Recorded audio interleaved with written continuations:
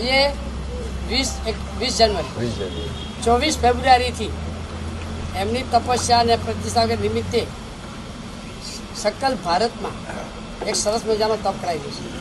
ઋષભદેવ ભગવાનનો કેવલ જ્ઞાન કલ્યાણનો દિવસ છે. એ દિવસથી એમની દીકરી સુંદરી પરમ વૈરાગી છે, પણ ભરત એને દીક્ષાની રજા નથી આપતા. એટલા માટે મને દીક્ષા મળે એ ભાવથી એ સુંદરીએ 60,000 વર્ષ આંબેલ કરી.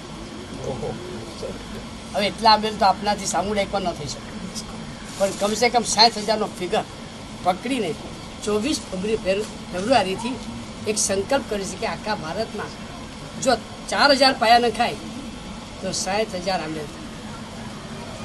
એ માટે એક પ્રયત્ન ચાલુ થયો છે કે બધા જ પાયો નાખી અને એ સુંદરીના મહાન તપને કોને ખબર છે કે એ 60,000 આંબેલ એ સુંદરીના એના પુણ્ય પ્રતાપે આ 5મા રામાં પણ આપણે જૈન શાસન જયવંતું છે. તો એ સુંદરીના મહાતપની અનુમોદના નિમિત્તે 24 ફેબ્રુઆરીથી વર્તમાન તપના પાયા નખાઈ રહ્યા છે. જેમને વર્તમાન તપનો પાયો ન નાખ્યો 20 દિવસ માત્ર, 1 આંબેલ એક ઉપવાસ, 2 આંબેલ એક ઉપવાસ, 3 આંબેલ એક ઉપવાસ, 4 આંબેલ એક ઉપવાસ, 5 આંબેલ એક ઉપવાસ, 20 દિવસ, એમાં 15 આંબેલ આવે અને 5 ઉપવાસ. ધીરે ધીરે ઉપવાસ દૂર થતા જાય.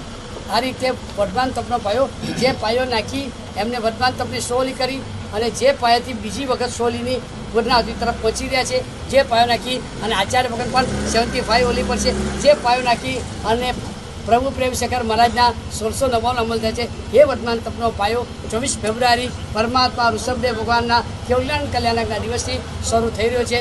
જો તમારી ઈચ્છા ભાવના થાય તો તમે પણ આ પાયામાં જોડાઈ શકો છો. તમે કહો મારે પાયો નંખાઈ ગયો છે તો કમસે કમ એ દિવસથી 20 આંબેલ કરી શકો છો. 24 ફેબ્રુઆરીથી 20 આંબેલ કરી શકો છો. એને માટે ઓનલાઈન પણ તમે રજિસ્ટ્રેશન કરાવી શકો છો.